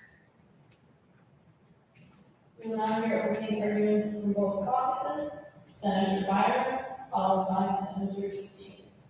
From the supporting caucus, Senator Byron. Thank you, Madam President. We have a major problem in our prisons. Those who do not need to be in prison are. Those I am speaking of are medically frail prisoners who are no threat to society. These prisoners are frail, these prisoners are dying, and all within the walls of a prison cell. The solution I propose is that we take medically frail prisoners and give them the opportunity of parole. We are trying to preserve their human dignity, their relationships with family and friends, and give them the little bit of joy they have left. And if that is not enough, it will also save thousands of Michigan taxpayer dollars. To clarify, medically frail is someone who cannot perform a number of daily living activities, such as grooming, eating, dressing, toileting, etc. Keep in mind, these people will be proven to act as an extremely low threat to society. Thank you. From the opposing caucus, Senator Stevens, followed by Senator Schindler.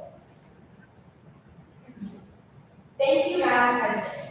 I am here speaking in strong opposition against House Bill 4129, medically frail parole. This unpardonable piece of legislation will allow prisoners deemed medically frail to be allowed out of prison on parole. If passed, this bill would be detrimental because the prisoners would be ineligible and therefore unable to receive federally funded Medicaid as health care for their many medical needs. According to the Journal of Urban Health, section 1905A of the Social Security Act prohibits federal Medicaid funds from being used to pay for services for inmates in correctional facilities. And though medically frail would be out on parole, according to the U.S. Parole Commission, parolees are still prisoners. Quote, when someone is paroled, they serve part of their sentence under the supervision of their community. End quote. This would leave prisoners out on parole with very few options. Most likely, they have to purchase health care themselves. A nearly impossible task, given that they have been incarcerated, most likely for an extended period of time. While in prison, medically frail inmates receive quality, Michigan-funded health care and treatment, so access to health care is not an issue. In addition, there is already a provision in Michigan law for medically incapacitated prisoners to be granted release on parole, that they may die a dignified death, as is their right. That being said, because of the healthcare outside of prison issue and the existing law mentioned above, this bill will be ineffective and is unnecessary. Vote no on medically frail parole. Thank you. From the sponsoring caucus, Senator Schindler, followed by Senator Villanueva. Thank you, Madam President. The prisoners who would be affected by this bill are harmless. They are in a deteriorating state of health, and many of them do not have much time to live.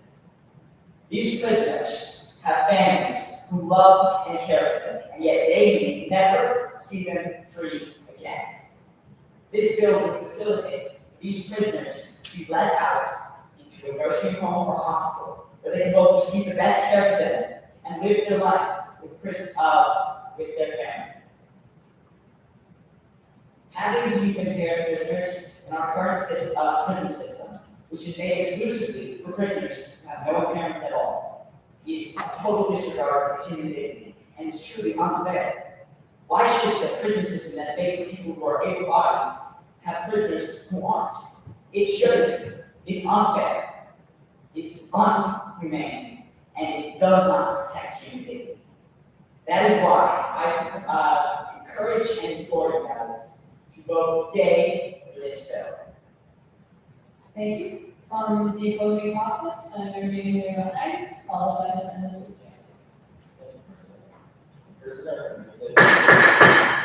Madam President. Sorry.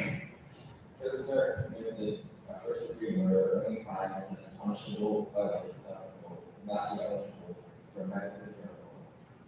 The vote determines that the prisoner has a high probability of being enrolled in a cohort or attempts to enroll in currently, Michigan is facing a growing elderly prison population, which requires increased medical attention care for serious physical, terminal, and mental illnesses.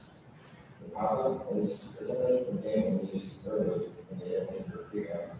There have been times when a prisoner attacked or harmed another inmate or guard. That was according to the UCI back in August. On March 19, 2020, Joseph Williams, 26 years old, was released from prison due to a health emergency. They had been arrested on charges of non-violent drug possession, and this Williams now would have most likely been eligible for medical release under this bill. The next evening, March 20th, Sheriff responded to the call of assault that had been woman. The man had just been shot at, and the killer was found to be the same Joseph Edwards, like the one that we released within less than 24 hours previously. Casey's drivers did not need this home state of Florida. There have been over 164 cases of the same nature in this year. This has been a cautionary tale. These other dangers that await us if we pass Justice Gray's bill. For our safety and yours, please vote no on House Bill 4129. Thank you. Thank you. From the sponsor caucus, Senator Jedi, followed by Senator Albert. Thank you, Madam President. I am Senator Jim, and I am for this bill. I'm sure we are all too familiar with how much government money is dispersed each year. By enacting this bill, the government would be saving $47,000 a year per person, and releasing the distinction or hassle on the prison system. Thank you for listening, and remember to vote for House Bill 4129. Thank you, Senator. From the opposing caucus, Senator Albert, followed by Senator Archie. Thank you, Madam President. Facts on the ground are simple. Right now, under status quo, if an incarcerated person is incapacitated, they get out of prison and they get to carry a knee and sue their law. This bill that Justice Green has brought before you today does nothing but give an opportunity to prisoners, quite frankly, do not deserve to stay in prison, in the prison system. These people have no business out in the free world. David Anganowicz from Mackinac Policy Center says the most common incident perpetrated is the violence towards nurses. I don't know if you remember, but a few years ago, these were the same men and women that we were so eager to protect. Now it's okay to have our heroes in unmet danger. What about the attack on our taxpayer dollars? Gabe Baso from Citizens for Compassion really stated that since the inmates are on parole, if they do not yet qualify for Medicaid, they get zero federal funding.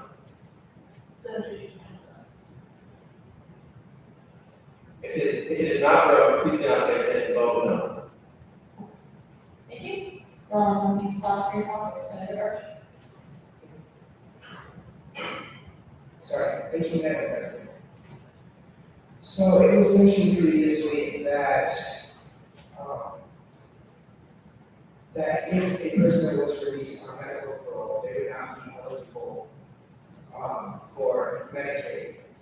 But as was stated by our lobbyists, no one in this country is denied health care, even if you can tap into the funds from Medicaid, there will still be funds available to pay for prisoners' health care.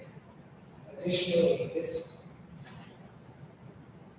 it was mentioned that one of the most common crimes committed by these inmates after they are released on medical parole is assaulting nurses. However, we have extensive precautions in our bill to make sure that anyone convicted of a serious charge of assault is not eligible, and B, that any prisoner released on medically frail parole is deemed extremely unlikely to be able to commit physical violence.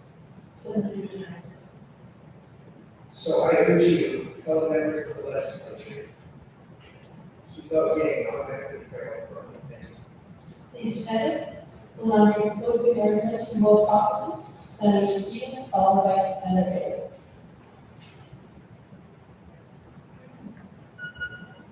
Thank you, Madam President. Although this bill will not only be ineffective due to the parolee's inability to receive federal health care, at its core, this bill is unjust. Justice is a fundamental American value, and passing this legislation will violate it. The opposing caucus emphasizes compassion, dignity, and empathy for the prisoners. And while these are important values, justice is paramount. The object of the opposing caucus states that mentally frail prisoners are not a threat to society, which is true. But the object of prison is not only to protect the public, but to serve justice.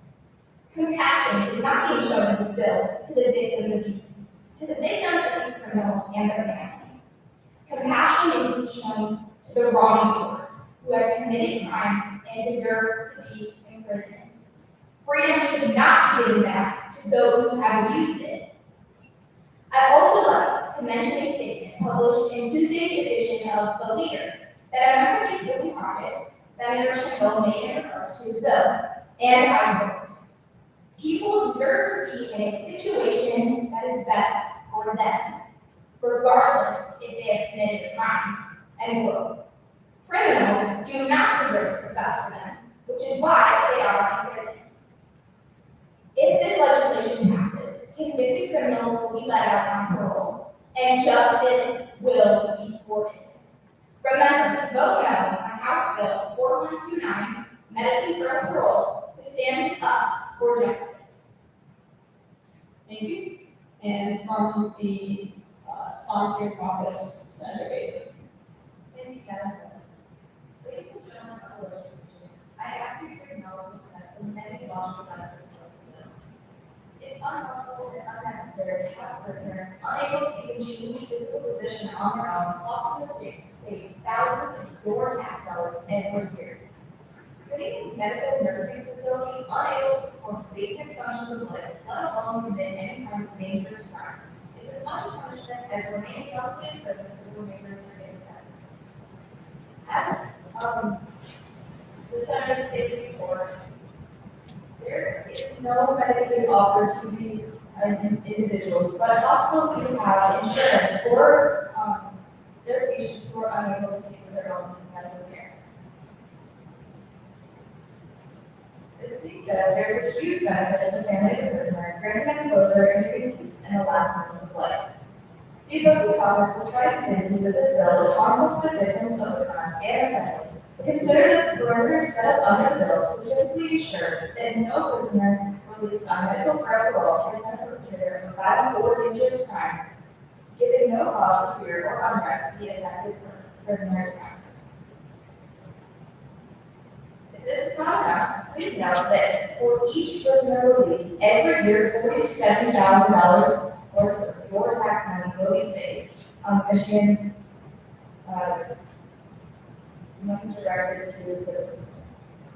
Please vote yes on the medically frail parole, pass that out as my families and dating.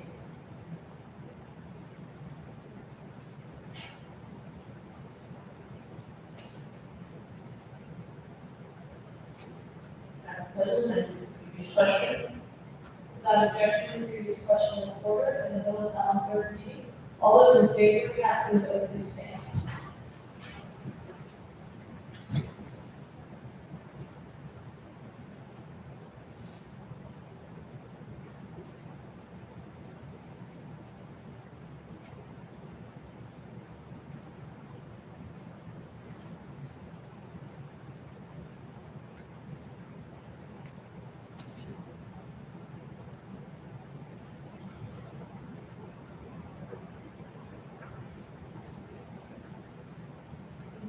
be seated. Those opposed, please stand.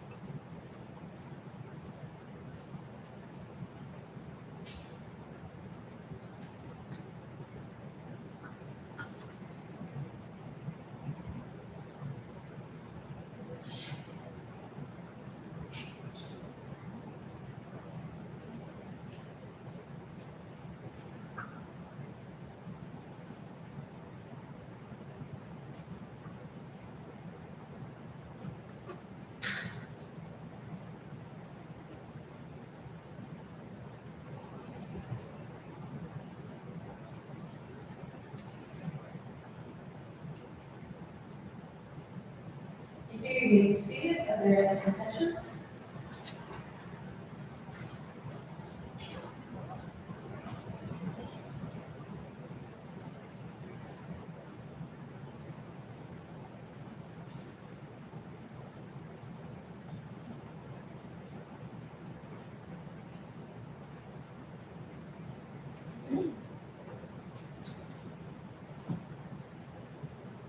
Thank you. You may be seated. The clerk will read the count.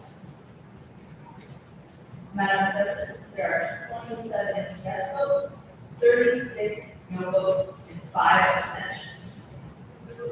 The bill receiving an insufficient number of votes is not passed.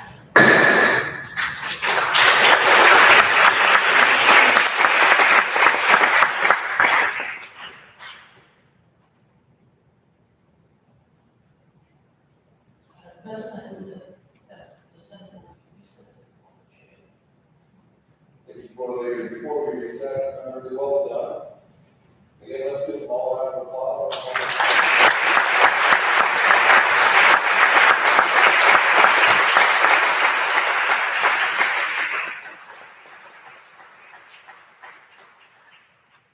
I'm proud of all of you, privileged with them. So we're part of the system. You guys did the work. You earned your votes. Even though it's not a loss, we want you to. But you earned respect. You earned created abilities that you come together. So well done. Again, remember you called me leadership, safety skills, disabilities, communicating, home, work,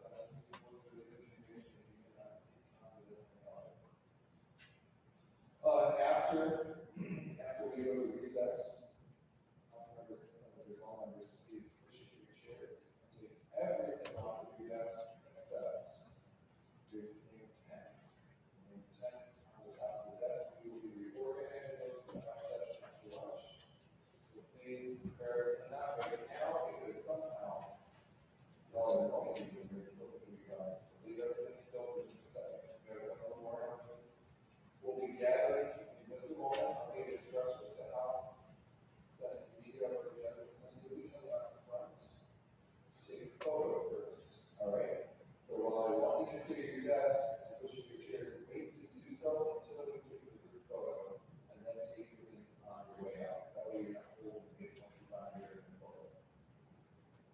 I encourage you guys to take photos yourselves. We have a few minutes as we're gathering in groups, we get ready for lunch. This building is about 144 years old. It's been the seat democracy machine since that time. These desks are nearly as old as original. They've been elevated, as people are going to call it. But it's a privilege to sit at these desks and be in this building. Almost no one else gets to do this out of as many people in our state. Most days you cannot even go closer to those doors without being escorted by the board safety crowd. As a guest on the court, even as a month process, all that to say, guys, is I'm going to be here, take photos, but post it online, tag us in it too, but take photos and remember this moment, especially. Parents, our closing session will be at Cincinnati University at the White Auditorium. Thank you for being with us this morning. That was an early morning for some of you who are a long drive. We're very grateful. You should be proud of these young people. They've done an incredible job. They've done a hard work this week. We'll be at 5